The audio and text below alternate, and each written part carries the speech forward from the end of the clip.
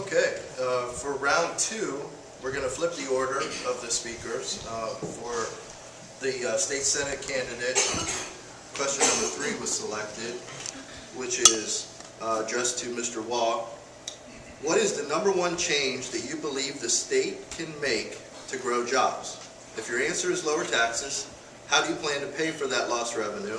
And please name something that is not tax related that could stimulate job growth.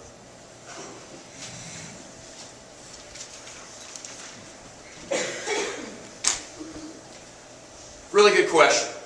I think you guys have heard me say, and I apologize for clobbering your YouTube, if you've seen the YouTube ads, is that jobs are the issue, taxes are the problem, and spending is the cause. The root cause, and the way that Larry Hogan puts it is that you have to cut spending so that you can cut taxes so that we can grow some jobs. That's the bottom line. Passing things like a minimum wage increase when you know it's going to cost you 11,000 jobs is just foolhardy. It's about making yourself feel good and getting a headline. It's not about solving the problem. So the root cause is that we have to go after spending. And the fact of the matter is that in the 20 years that Senator Dyson has been in the state senate, the state budget has gone from $13 billion to $39 billion.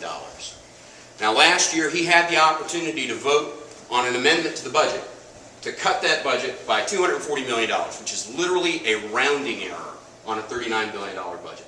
And he refused. He declined. So the first step is that we have to stop the growth in spending at the state. And the first key to that is going to be the Spending Affordability Committee. So instead of going in there and deciding to raise the budget by 4% without checking the balance book first, we've got to stop the growth in spending. If we do that, the economy will catch up, and then we'll have an opportunity to cut some taxes. There are some easy kills in the budget. For instance, legislative initiatives. $38 million this last year of pork barrel projects from every legislator all over the state. They're just trying to buy our vote and then act surprised when the bill comes due. So that's a great place to start. There's a lot of other spending waste out there. We talked about the website. There's great places to go. Cut the spending, and then we can cut the taxes, and we'll grow the jobs. Now for a rebuttal, Senator Dyson. You know, I don't disagree about the spending. I didn't vote for any of O'Malley's taxes.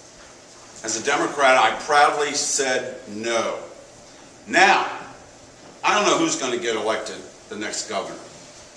But the other day, I asked Warren Deschanel, who is the chief fiscal officer for our state, I said, take all the press accounts, Brown's accounts, Mr. Hogan's accounts, add them up.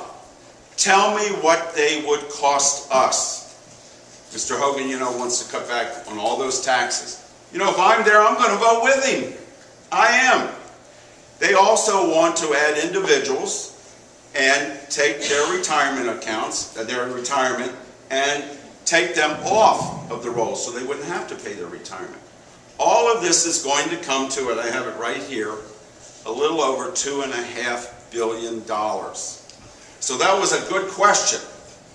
I'm for it. We've got to find a way to replace it, or those cuts will touch every one of you in this room.